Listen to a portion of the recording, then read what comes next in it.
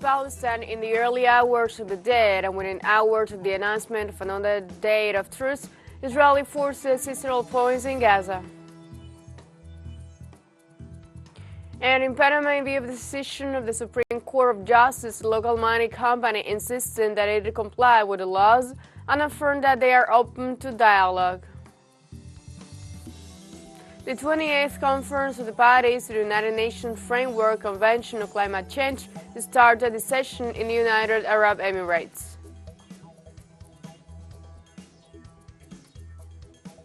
Hello, welcome to From the South. I am Ana Rosabal from TeleSUR Studios in Havana, Cuba. We begin with the news.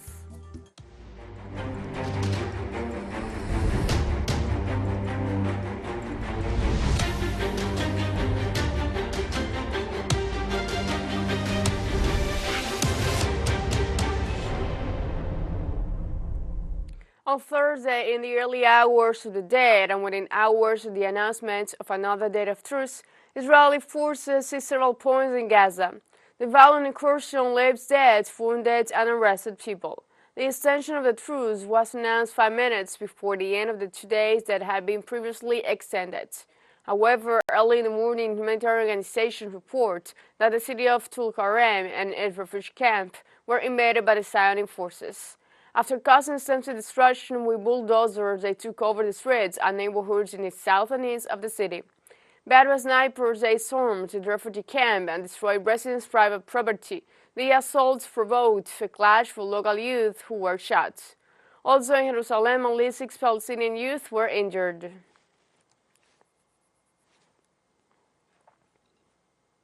Both Hamas and Israel have agreed to extend the humanitarian truce for another day, bringing some relief to thousands of Palestinians who have been under siege for weeks. But there is uncertainty in the Gaza Strip as negotiations to reach a new agreement become more difficult. For more details, our correspondent in the Gaza Strip, Noah Harasim, brings us to date. The truce extended for one more day. However, the fact of the delay of the announcement of this truce proves that things and negotiations are becoming even more difficult and more harder. Today at 7 a.m. in the morning, it was the time where the truce expires, and at 6:55 exactly, both Israel and Hamas announced that they will be extending the truce on the same conditions. Hamas, from its side, will be releasing 8 Israeli hostages and the bodies of 3 Israelis that were killed during Israel's very intensive strikes and shelling on Gaza, while Israel, from its side, will be releasing 33 Palestinian prisoners. At the same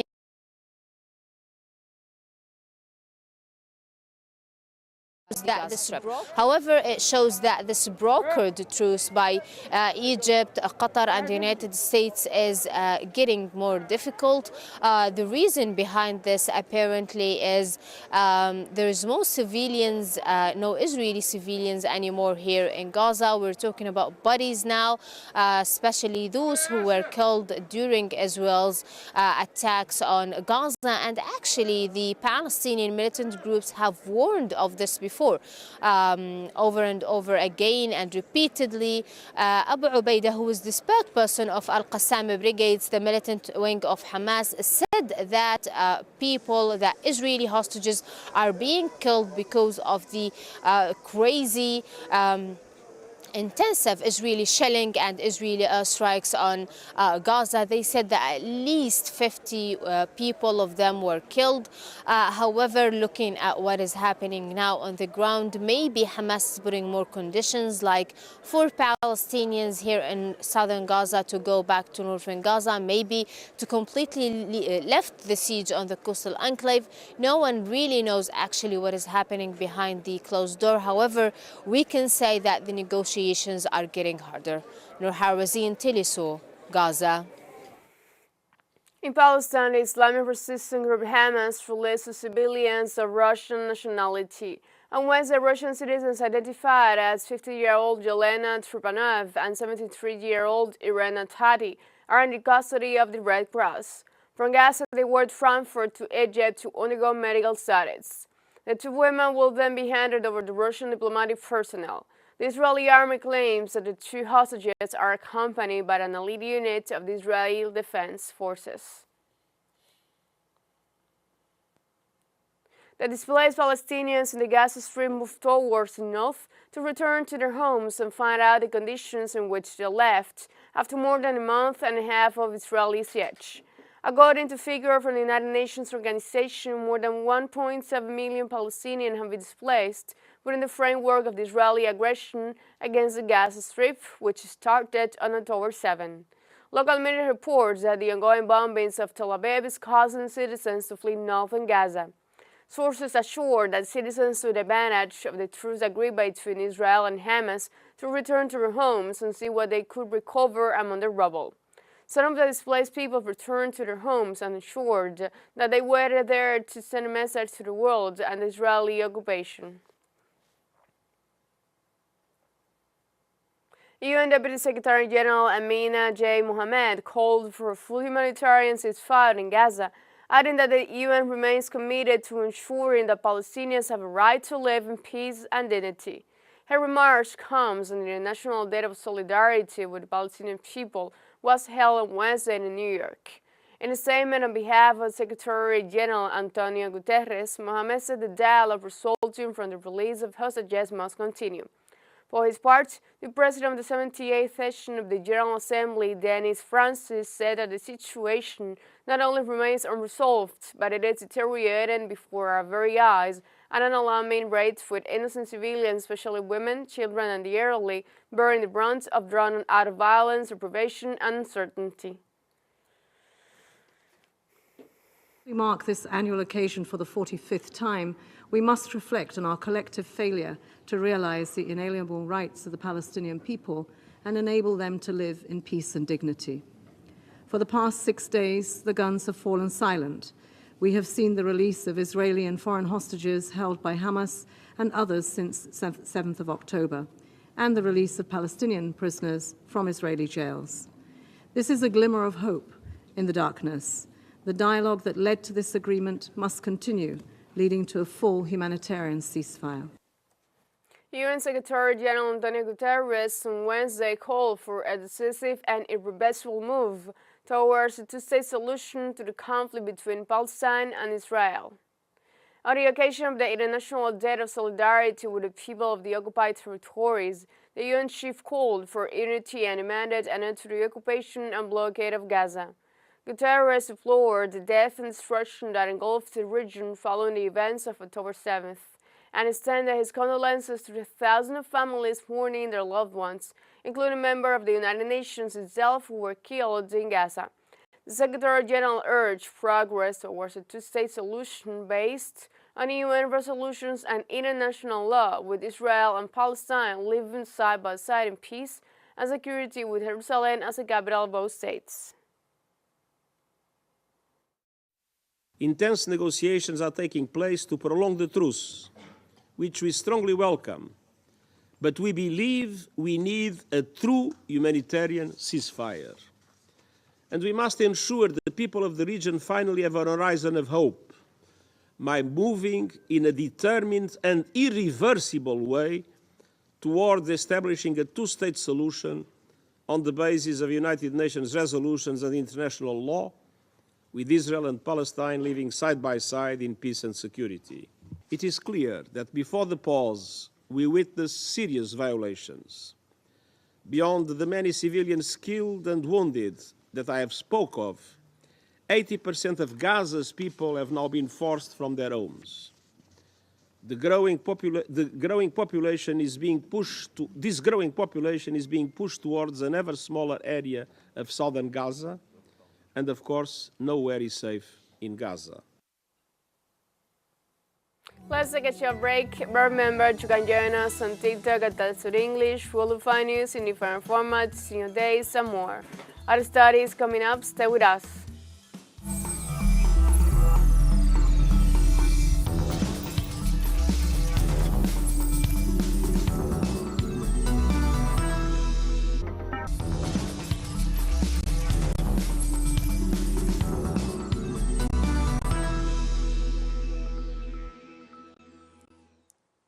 Welcome back.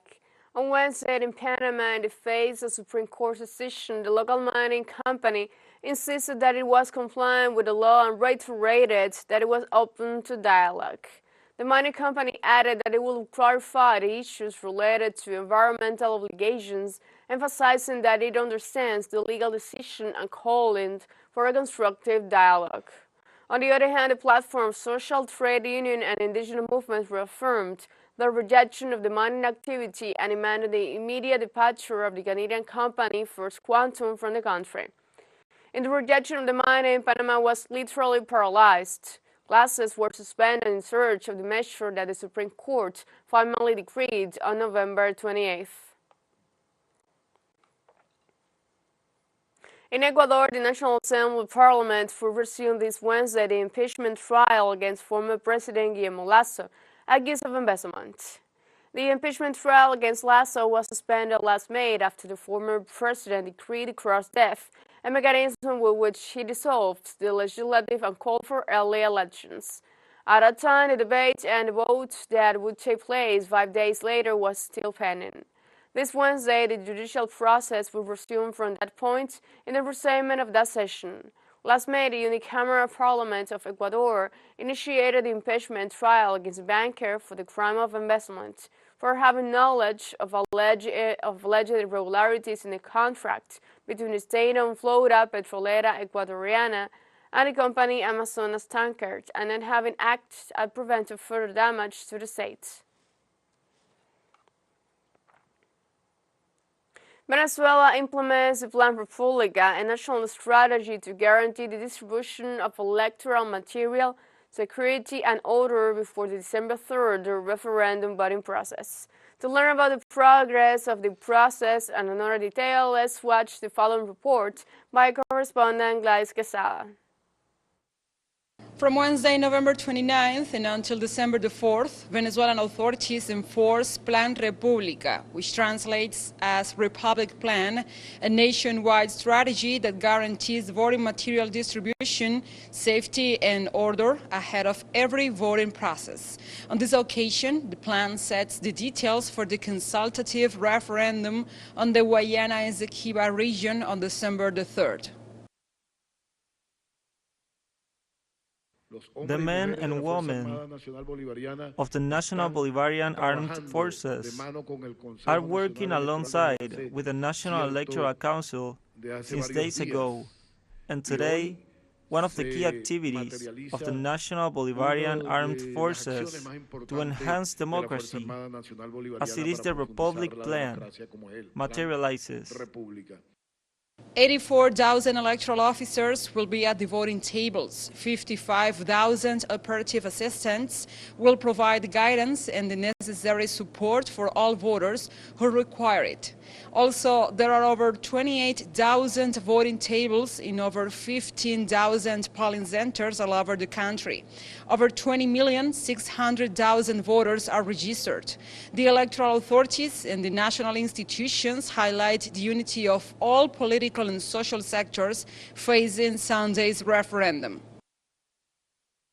Esta vez el único programa, la única This opción time, the only program, the only option is to vote 5 times yes for national sovereignty, for our homeland, and the defense of something that always have been, I would say, a culture of our own since we were children and in the schools, the defense of the Esquivo, the defense of our territory, the defense of our sovereignty. La defensa de nuestra soberanía. Vamos a elevar nuestra voz de rebeldía contra el robo, la extracción ilícita, ilegal, un despropósito que está cometiendo esa élite política, robándole a la República Bolivariana de Venezuela y extrayendo petróleo y gas en un territorio donde no ha sido delimitado de acuerdo al instrumento que nosotros levantamos como el legítimo, como el adecuado, como el pertinente Acuerdo de Ginebra. The Venezuelan people will go to the polls to ratify a stance and a historical claim on the Guayana Esequiba region on December the 3rd, despite the opposition of the government of the Cooperative Republic of Guyana and the U.S. Gladys Quesada, TeleSUR English, Caracas, Venezuela. Argentina's Congress announced far-right Javier Milei as the country's president on Wednesday in a formality held before the Economist take office on December 10th. In a session chaired by the outgoing Vice President Cristina Fernández de Kirchner, deputies and senators complied with what was established by the Argentine Constitution after Milei's victory in the November 19 runoff election. According to official results reported by the Legislative Commission during the Assembly, Milei and his Vice President-elect Victoria Villarruel for Liberty Advances obtained 14.54 million votes against the ruling Fairness Party led by the Minister of Economy, Sergio Massa, with 44.35% of the total.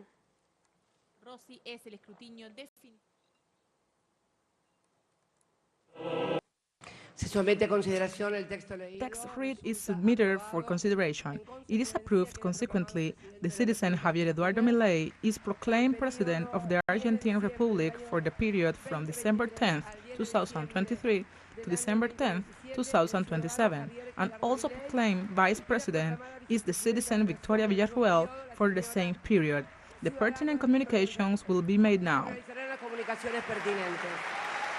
We have a second short break coming up, but before we invite you to join our WhatsApp community for our English-speaking audience.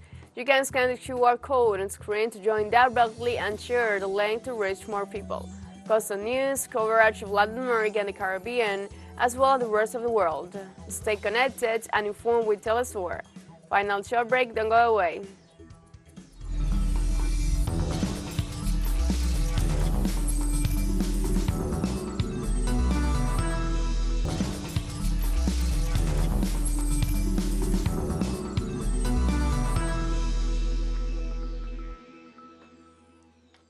Welcome back. On Thursday, the 28th Conference of the Parties to the United Nations Framework Convention on Climate Change, a key meeting for the future of humanity, opened in Dubai, the capital of the United Arab Emirates. Dozens of health states and governments will be attending this global meeting on the global warming emergency to, among other important talks, conduct the first global talking after the 2015 Paris Agreement comes into force, from which they will draw up a plan of action to drastically reduce emissions and protect lives and livelihoods, and mark the starting point for the establishment of the Environmental Loss and Damage Fund. Nigeria's president said this Wednesday that economic growth and national security were among his main concerns as he outlined his first budget since coming to power and launching an ambitious reform agenda. In a speech to lawmakers in the capital Abuja, President Bola Ahmed Tinubu said they attracting investment and addressing Nigeria's cost of living crisis were also cornerstones of his 27.5 trillion naira, 34.84 billion budget proposal for 2024. Nigerians are struggling with a triple fuel prices and higher food costs after Tinubu ended a fuel subsidy and floated in naira currency after taking office earlier this year. But he insists that negative impacts will be temporary and have repeated call for patience, saying the move will benefit the country in the long run and attract more foreign investment to Africa's largest economy.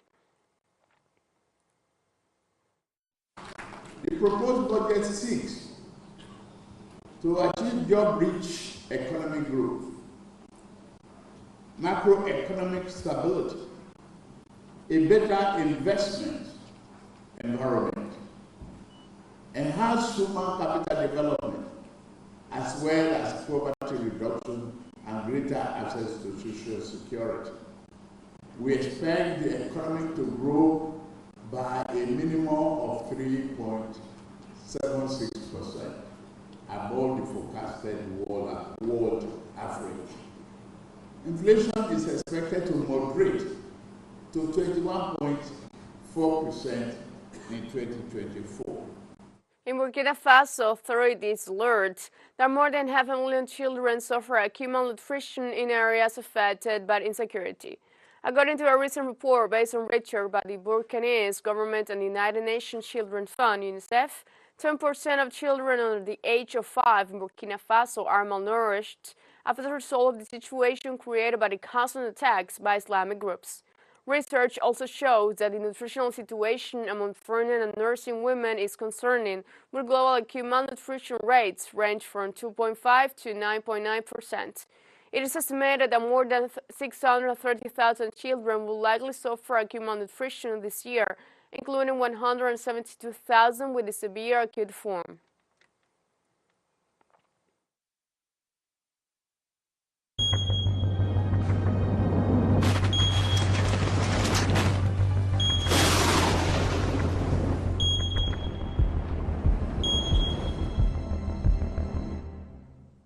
In Kenya, the death toll rose to 120 due to the floods led by heavy rainfall since October.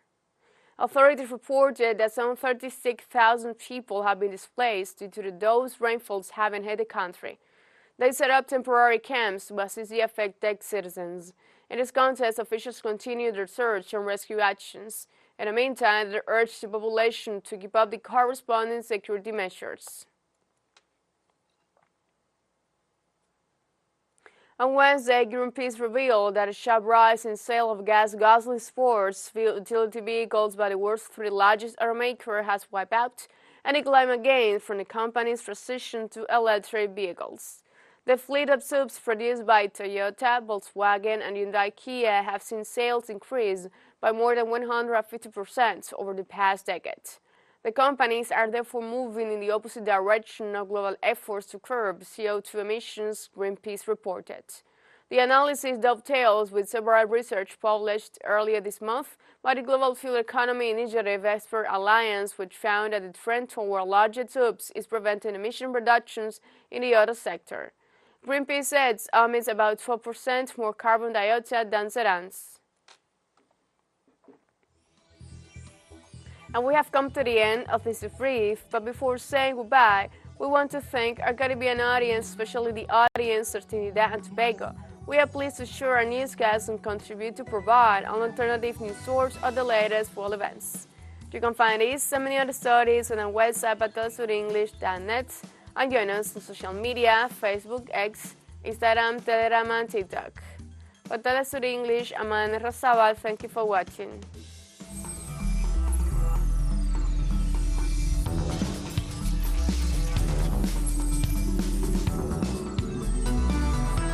From the south